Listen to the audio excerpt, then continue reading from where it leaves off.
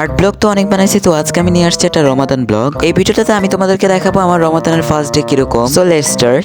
আমি এখানে একটু ঢং করে আয়নার সামনে দাঁড়িয়ে আসলাম, আর তোমরা এখানে যে ক্রাফটটা দেখতে পাইতেছো, এই ক্রাফটটা আমি শর্টস এর জন্য বানাইছিলাম, আর তোমরা এতক্ষণ এই ভিডিওটা পাইও গেছো। আমি এখানে ভিডিওটা শুট করতেছি স্কুল থেকে আসার পর থেকে। আমি আবার একটু বেশি অলস, তাই আমি স্যারি থেকে ভিডিও বানাতে পারি নাই। যাই হোক, আমি এখানে ছাদে আসছিলাম, আর তোমাদেরকে ছাদটা দেখাইতেছি না, কারণ এখানে পুরো জামা কাপড়ে ভরপুর। ছাদে অনেকগুলো আমাদের গাছ ছিল, তাই আমি তোমাদেরকে দেখাইতেছি। ছাদে অনেকগুলো ফুলও ফুটটা ছিল। তোমাদেরকে আর গাছপালা নিয়ে কি বলবো, আমি তো আর গাছ বিশেষজ্ঞ না। যা মাথায় আসতেছে তোমাদেরকে তাই বলতেছি। নয়নতারা গাছে কিছু নয়নতারা ফুল ফুটটা ছিল। নয়নতারা গাছে তো নয়নতারা ফুলেই ফুটবে, এটা আমার কিছু বলার হলো না।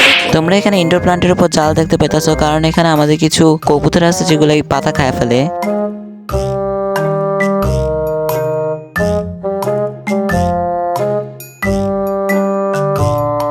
আমি যখন ভিডিও শুট করছিলাম তখনও আকাশে সূর্য ছিল।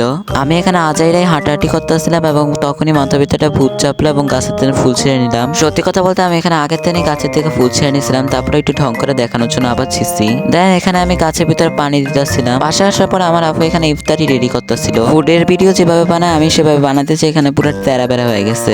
তারপরে আমি ইফতারি শেষ করার পর এখানে পড়তে বসে গেছিলাম। আমি খাইতে খাইতে ভুলে গেছিলাম যে আমার ইফতারে খাওয়ার ভিডিও করতে হবে। আমাদেরকে বই ভালো রাখার একটা টিপস বলি, তোমরা যদি এই সাদা কস্টিপটা ব্যবহার করো তাহলে বই একদম 200 বছর পর্যন্ত টিকা থাকবে। আমার একটা দুঃখের বিষয় হচ্ছে যে এই রমজান দিয়ে আমার 20 রমজান পর্যন্ত ক্লাস হবে।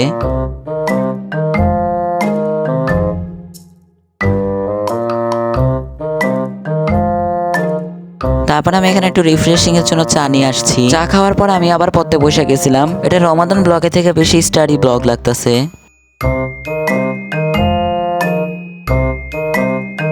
তারপর আমি এখানে নামাজ পড়ার জন্য মসজিদে গেছিলাম গা। মসজিদ থেকে আসার পর আমি আবার বই নিয়ে বসে গেছি।